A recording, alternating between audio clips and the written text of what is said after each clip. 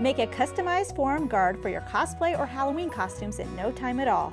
We'll show you how to create a simple pattern and then how to sew it all together. Let's get started. For supplies, you need about 1/3 of a yard of fabric for the main fabric, lining, and fusible interfacing. I'm using a faux suede for my main fabric and then a simple cotton for my lining. You also need a couple yards of leather twine, ribbon, or elastic cord for lacing. I use 12 eyelets that are size 5/32, and you'll also need all-purpose thread. For tools, you'll need your sewing machine, paper, pencil, flexible tape measure, ruler, sewing gauge, scissors, pins and needles, an eyelet tool, and hammer. You'll need to measure your wrist circumference, the circumference of your forearm where you want the top of the guard to be, and the length from your wrist to the top of the guard. Write down all your measurements, but subtract at least a ½ inch from each of the circumference measurements to ensure there will be a gap for your laces to go across. For the length measurement, add a ½ inch for seam allowance. Draw a line on your paper that is the length measurement. Then on one end of this line, draw your adjusted wrist measurement, making sure the length line is in the center of this line.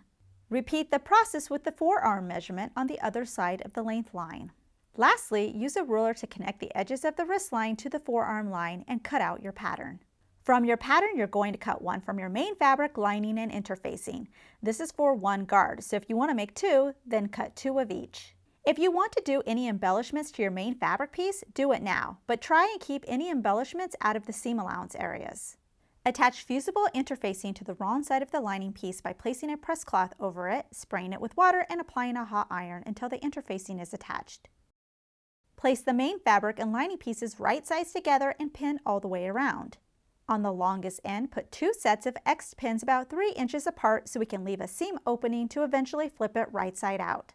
Starting at 1 X, sew a 1/4 inch seam allowance all the way around, ending when you get to the second X. Don't forget to backstitch.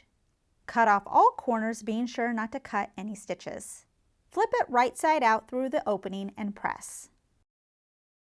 I'm going to sew my opening closed using a slip stitch.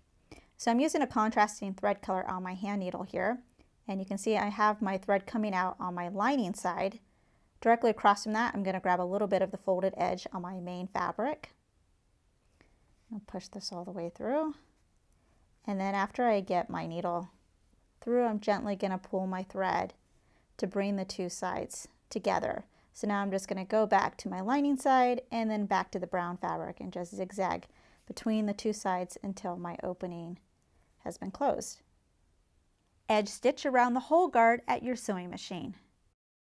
Mark where you want your eyelets to go on each of the diagonal edges. Everyone's length is going to be different, but I generally have my end eyelets a ½ inch from the ends, and then each additional eyelet about 1 to 1 1/4 inches apart from each other.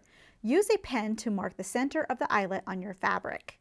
Using scissors or a seam ripper, carefully cut the fabric at each mark, making a hole big enough to fit the center of your eyelet in. Put the eyelet in from the right side of the main fabric to the lining side. Place the eyelet on the eyelet anvil. This tool is part of an eyelet kit. Then place the tool on top of the eyelet center, hit the tool with your hammer a few times, and your eyelet is in. Once all your eyelets are in, all you need to do is weave your cording through the eyelets. You can use whatever trim you want for this. I'm using an elastic cording so I can tie it once and then it'll be easier for me to take it on and off by myself. If you want to make more than one, then you can repeat the process. This is a basic template and you can make your arm guard as elaborate as you wish.